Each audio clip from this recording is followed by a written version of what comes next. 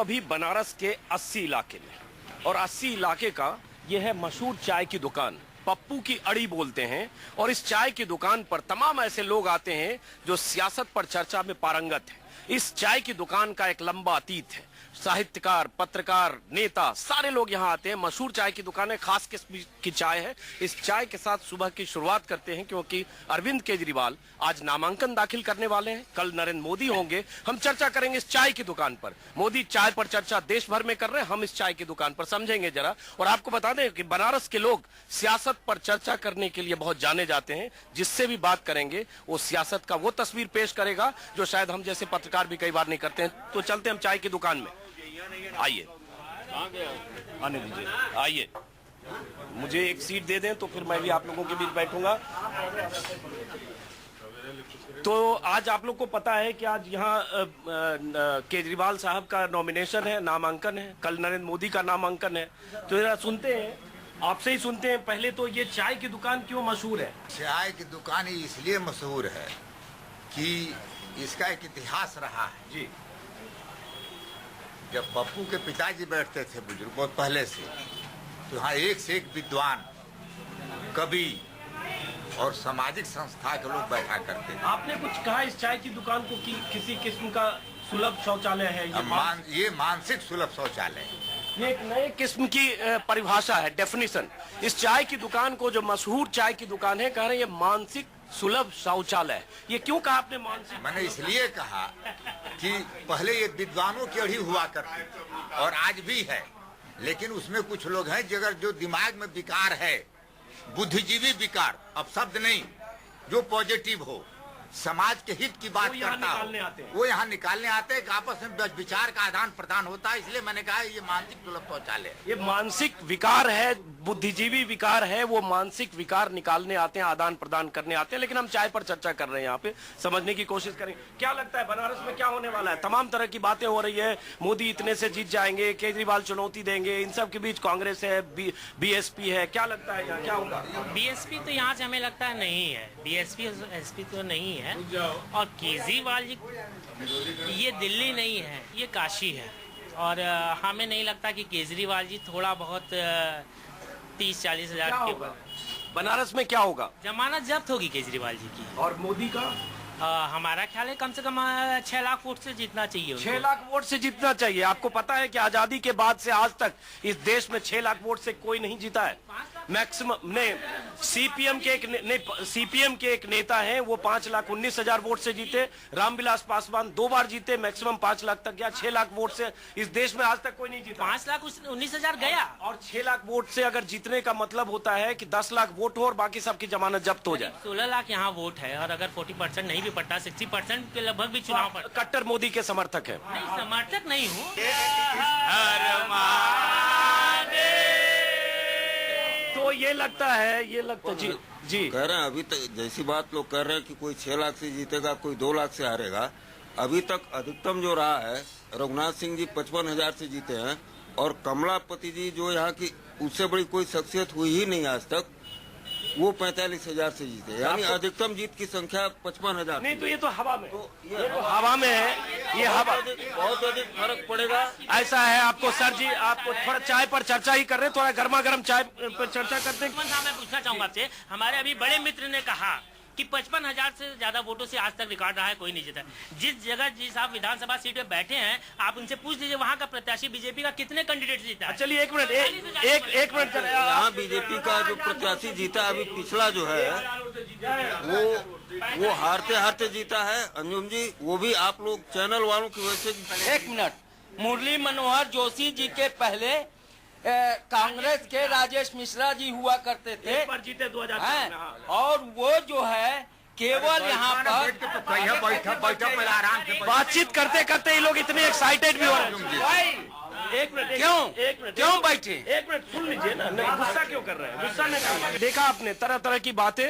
मोदी के कट्टर समर्थक है, 6 लाख वोट से कह रहे हैं मोदी जीतेंगे। और मुझे नहीं लगता कि नरेंद्र मोदी को ऐसा सपना भोले शंकर ने दिया है कि 6 लाख से जीतेंगे। और साथ में बता दूं, आजादी के बाद से आज तक इस देश में 6 लाख वोट से कहीं कोई नहीं जीता और इस बार भी नहीं जीतेंगे। यहाँ आप जो है ना चाय वाला ना पान वाला अब चाहिए बनारस वाला। यहाँ की जनता मतलब कह रही है ये कह रहे हैं यहाँ चाय वाला पान वाला नहीं चाहिए, बनारस वाला चाहिए। और ये बनारसी चाय है। हम हैं बनारस वाले। में 80 घाट पर पप्पू की अड़ी पर मशहूर चाय की दुकान है और हम चाय पर चर्चा कर रहे हैं, लेकिन मोदी की तरह नहीं जिसमें चाय पर हम चर्चा कर रहे हैं। इसमें मोदी समर्थक भी है, मोदी विरोधी भी है। चलिए आप थोड़ा गुस्से में हैं।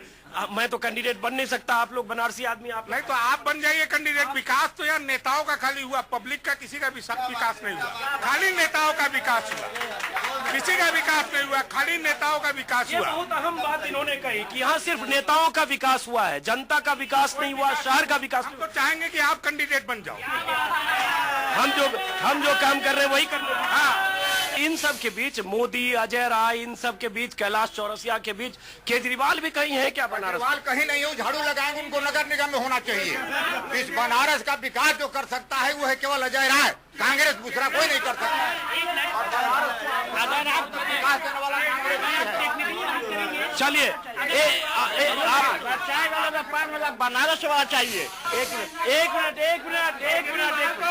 एक मिनट बातचीत के दौरान ये देखिए सब इतने उत्तेजित हो गए ये है पप्पू की चाय की अड़ी, बनारस में 80 घाट के पास सबसे मशहूर चाय की दुकान। मैं भी चाय पी रहा हूँ, तब तक आप इतना देखिए, कुछ देर के बाद फिर हम इनमें से कुछ लोगों से बातचीत करेंगे और इनमें अलग अलग मिजाज के लोग हैं, समझने की फिर कोशिश करेंगे क्या चाहता है बनारस की यही खूबसूरती है। चाय की दुकान, पान की दुकान, और हर चाय और पान की दुकान पर सियासत की चर्चा होती है। उस चर्चा में मोदी भी होते हैं, केजरीवाल भी होते हैं, सोनिया गांधी भी होती हैं, राहुल गांधी भी, और देश की राजनीति भी और देश की राजनीतिक सत्ता पर चर्चा भी। यही खूबसूरती है बनारस की। इसलिए मैं फिर एक चाय की दुकान पर हूं। फर्क यह है कि यह इलाका मुस्लिम बहुल है, मदनपुरा इलाका बोलते हैं। जरा समझेंगे मुसलमानों के मन में, मुस्लिम के मन में क्या है, उनके मन में क्या चल रहा है। दिल्ली से हम बहुत कुछ देखते हैं बनारस को, आज हम बनारस से देखेंगे दिल्ली को इनकी नजर से। तो हम जरा पूछते हैं इनसे क्या सोचते हैं ये लोग इस चुनाव के बारे में, बनारस के बारे में,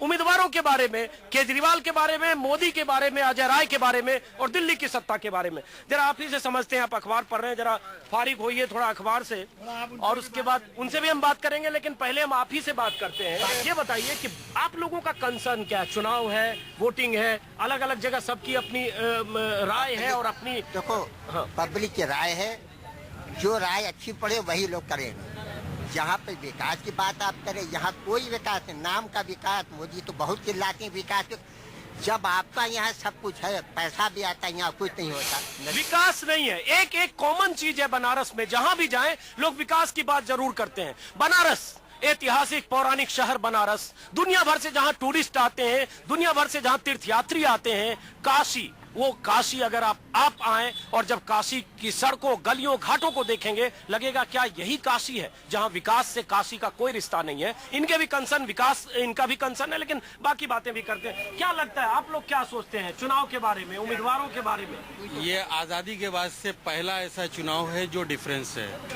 अभी तक तो जो रूट पे लड़ाई होती थी, उस रूट पे कोई जो वादा करके जाते थे कोई पूरा नहीं करता था। अब यहाँ पे कैंडिडेट 2 बाहर से हैं और कुछ यहाँ के लोकल भी हैं, कुछ पड़ोस के भी हैं। लेकिन असल ये आध्यात्म की राजधानी कही जाती है बनारस। बनारस असल ये काशी है, और जिसका पाप का घड़ा भर जाता है वो बनारस का रुख करता है और अपने पाप का प्रायश्चित करता है। आप किसी की तरफ, एक मिनट, किसी की तरफ इशारा कर रहे हैं क्या? मैं इशारा ये करता हूँ कि पूरे दुनिया से लोग यहाँ आते हैं अपने पाप का प्रायश्चित करने के लिए।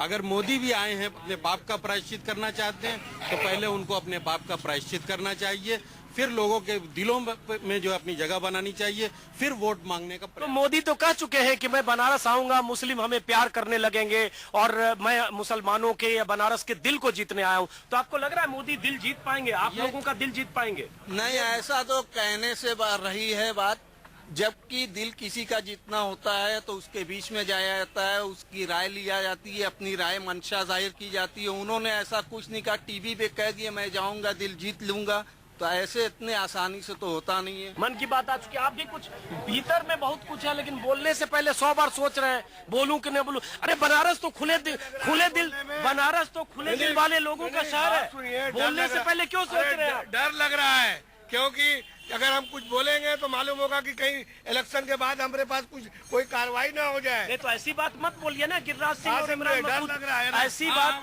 गिरिराज सिंह और इमरान मसूद की तरह मत बोलिए। पाकिस्तान भेज देंगे, डर नहीं लगेगा, बस हो गई बात। तो ये देखिए, ये एक बात है जो गिरिराज सिंह ने कही है, संदर्भ वही है कि पाकिस्तान भेज देंगे, लेकिन उन्होंने कहा, पार्टी ने कहा कि ये हमारी राय नहीं है, मोदी ने भी कहा ये हमारी राय नहीं है। उनको जो है पाकिस्तान पार्टी उठा के फेंक दी होती, क्यों अपने पास रखे हुए हैं?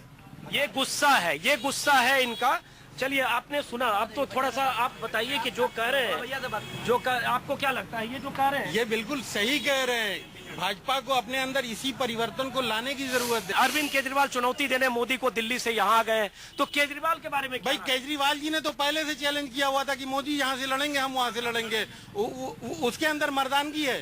ये जहाँ से भी लड़ते, ये अगर कहीं से भी जाते, साउथ से जाते, बंगाल से जाते, बिहार से जाते, जहाँ से जाते उन्होंने चैलेंज किया हुआ तो वो लड़ते। तो आप मतलब आपका सॉफ्ट कॉर्नर केजरीवाल के लिए है? हमारा सॉफ्ट कॉर्नर अभी किसी के लिए नहीं है। हम एक दिन पहले रात में फैसला करेंगे, सुबह वोट रात में फैसला करेंगे। बहुत अच्छी बात इन्होंने कही कि एक दिन पहले रात में फैसला करेंगे। लेकिन आपको लगता है, आपको मैं ये पूछूं कि आपको लगता है कि आपके फैसला करने से, और आप ये जितने लोग हैं वो एक आदमी, आप या 10 लोग फैसला करेंगे, उसी हिसाब से वोट देंगे? नहीं, जो फैसला करेंगे वो अपने मर्जी का फैसला होगा। जरा बोलिए, क्या आप? ठीक है, आपने इशारों में मोदी से नाराजगी जाहिर की, लेकिन आपका मन क्या कहता है? मोदी की पॉलिटिक्स नहीं है।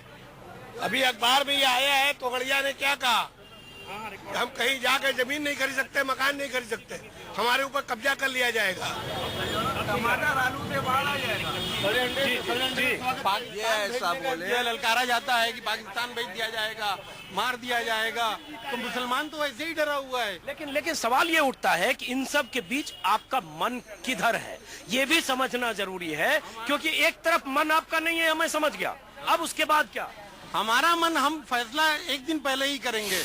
चुनाव से पहले साफ सुथरे नेता की बात थी हर पार्टियों में, कोई आदमी सही आया खाली केजरीवाल के छोड़ के। तो केजरीवाल से आपको उम्मीद है? जी, ईमानदारी की शुरुआत तो केजरीवाल ने किया है। अच्छा, लेकिन वो तो 49 दिन में भाग गए, उन्हें वही भागने क्या बीजेपी कांग्रेस मिलकर उसको परेशान करके रखा हुआ है। क्या बीजेपी और कांग्रेस ने मिलकर परेशान किया हुआ है। सत्ता पर कब्जा बेईमानी से किया जाए, ये सही है? यह ईमानदारी से बताया जा रहा है, सही है। इससे बड़ा ईमानदार कौन हिंदुस्तान के अंदर है? जाना है उनकी अपनी मजबूरी। चलिए, ये आपने सुना। अब आप ये उसके ईमानदारी का सबूत है जो उसने सत्ता छोड़ दी। अब आप दर्शक के नाते जरा अंदाजा लगाइए कि इनके मन में क्या है, इनके दिलों में क्या है। इससे आप अंदाजा लगा सकते हैं